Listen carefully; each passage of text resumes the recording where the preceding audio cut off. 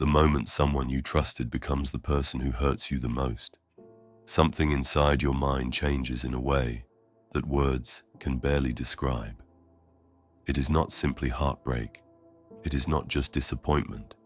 It feels as though reality itself has been rewritten. The memories you once cherished suddenly become evidence. The promises that once brought comfort become sources of suspicion. You begin replaying conversations that once seemed innocent, searching for clues you somehow missed. And without realizing it, your brain starts asking a question it was never designed to answer with certainty. If I was wrong about them, what else am I wrong about?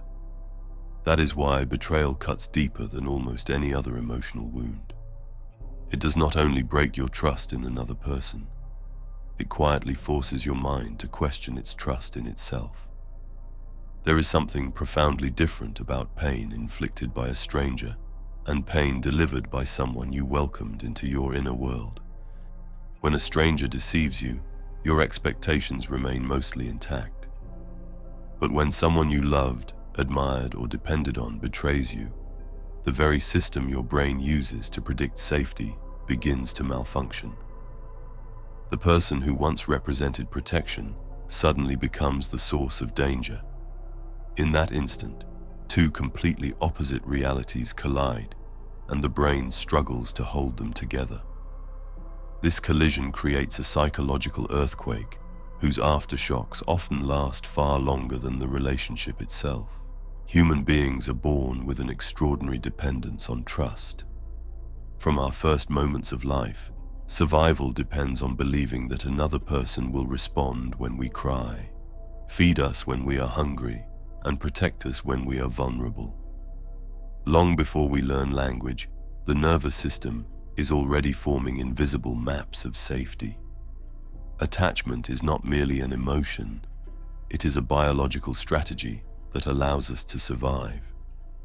We are wired to believe that those closest to us are the least likely to harm us. Betrayal violates one of the oldest assumptions the human brain possesses. This is why betrayal often feels physically overwhelming.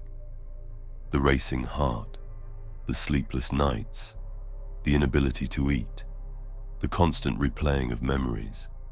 These are not signs of weakness. They are signs that the brain has entered survival mode. Neuroscience suggests that emotionally significant threats activate many of the same alarm systems involved in physical danger. To the nervous system, social betrayal is not simply a painful experience. It can resemble the loss of safety itself. The brain responds accordingly, flooding attention toward anything that might prevent the same injury from happening again. That is where the endless questions begin. How long had they been lying? Was any of it real? Why didn't I notice? Could everyone else see it except me? These questions are not random. They are the brain's desperate attempt to restore prediction. Human beings can tolerate enormous hardship if they understand it. What becomes unbearable is uncertainty.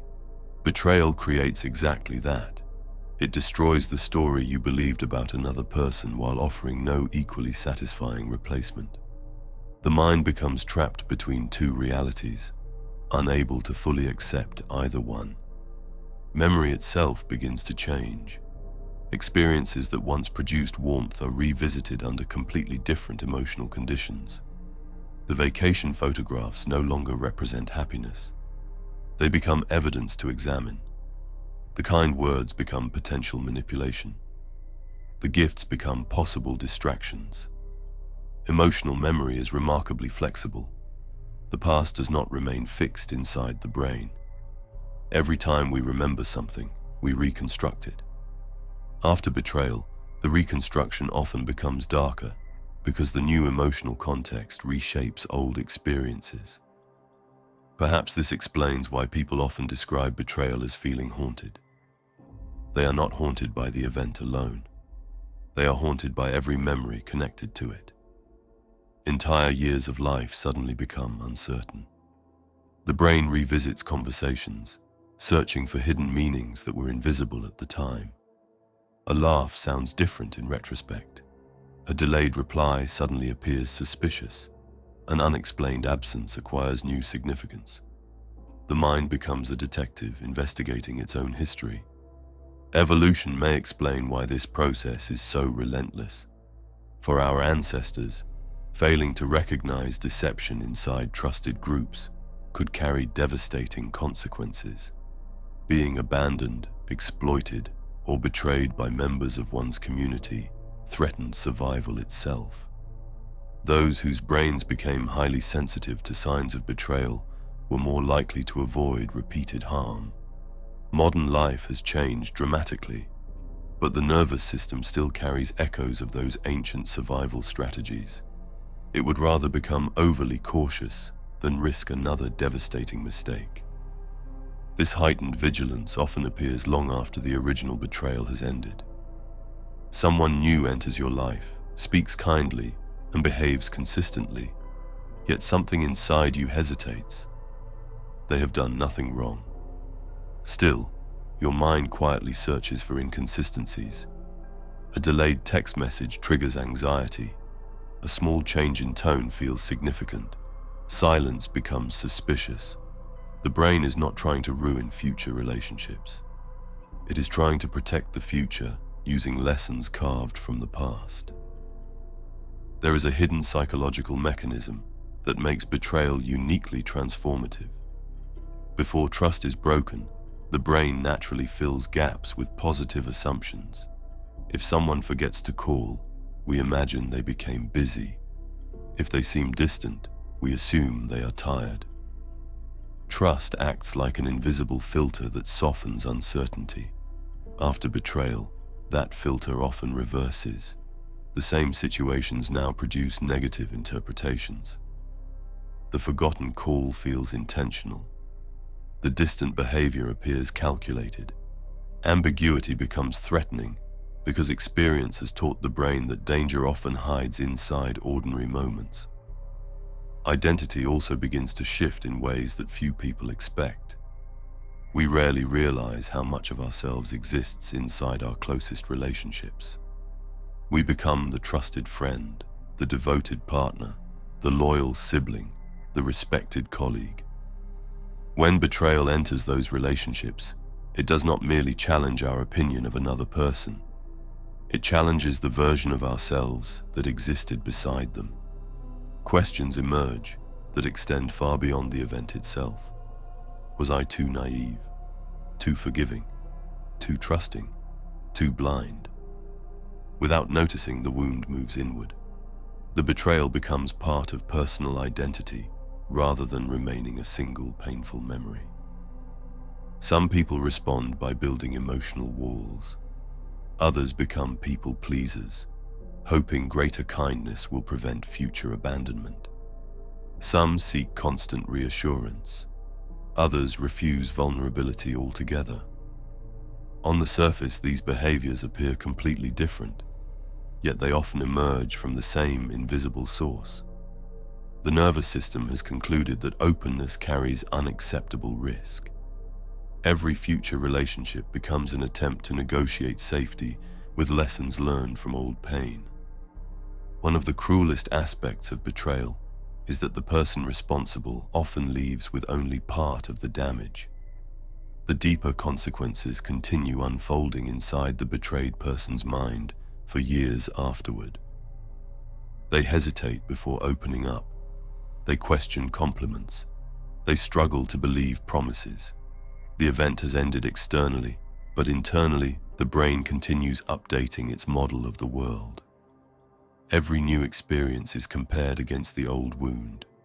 Philosophers have long argued that trust is one of the greatest acts of courage because it always contains uncertainty.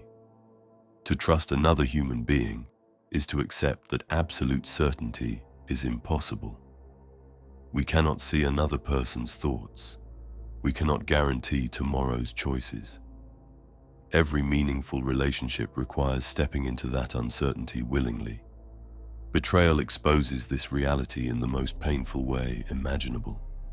It reminds us that certainty was never truly available. We only believed it was. Emotional intelligence eventually reveals another uncomfortable truth. Betrayal does not always come from evil people.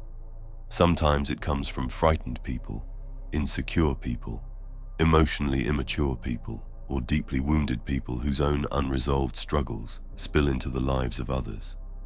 Understanding this does not erase accountability, nor does it remove the pain, but it changes the story. Instead of viewing betrayal as proof that love was fake, we begin recognizing that human beings are capable of genuine affection while still making devastating choices. This realization creates an important distinction. The opposite of trust is not caution. The opposite of trust is permanent emotional paralysis. There is a difference between learning from betrayal and allowing betrayal to define every future connection. The brain naturally wants certainty because certainty feels safe. Yet relationships have never been built upon certainty. They have always been built upon courage, repeated one vulnerable moment at a time. Healing rarely means forgetting what happened. The nervous system does not erase emotionally significant experiences simply because time has passed. Instead, healing often involves teaching the brain something it desperately resists believing after betrayal: that one person's actions are not reliable evidence for everyone else's intentions. This is far more difficult than it sounds because survival instincts are designed to generalize. One dangerous encounter encourages caution towards similar situations. While this protects us physically, it can imprison us emotionally. Gradually, something remarkable begins to happen. The questions change.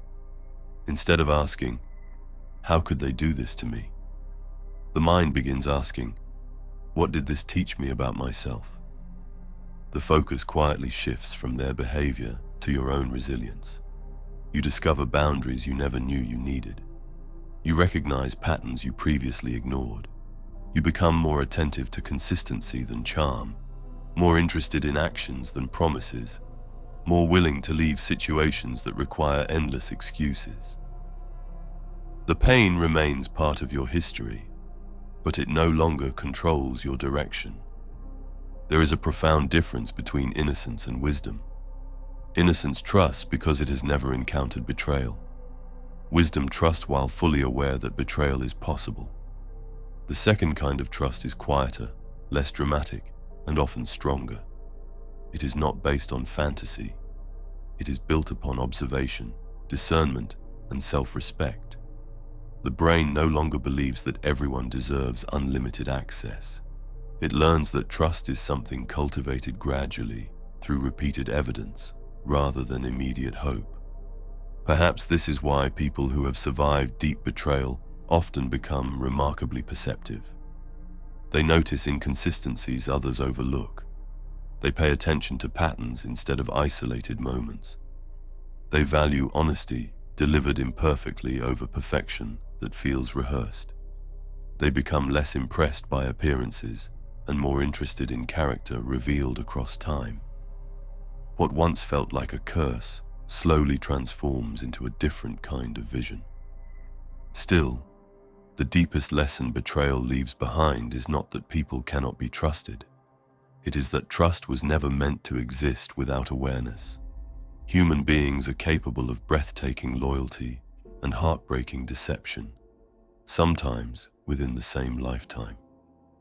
The mind eventually realizes that safety cannot come from perfectly predicting others because no one possesses that power. Real safety comes from knowing that even if trust is broken again, you have the strength to recognize it, respond to it, and rebuild yourself without losing your identity. Perhaps that is why betrayal changes the brain forever. It does not simply leave a scar. It rewrites the way the mind understands connection, memory, danger, and hope. It teaches that love without discernment can become vulnerability, but discernment without love becomes isolation. Somewhere between those two extremes lies the difficult art of being human, opening your heart without abandoning your judgment, believing in people without worshipping certainty, and choosing to trust not because the world guarantees you safety, but because your own resilience has become stronger than your fear. In the end, emotional survival is not about creating a life where betrayal is impossible. It is about becoming the kind of person who knows that even when trust is broken, the deepest foundation you stand on is not another person's promise, but your own ability to rise, to learn, and to love again, without forgetting what the mind was always trying to protect.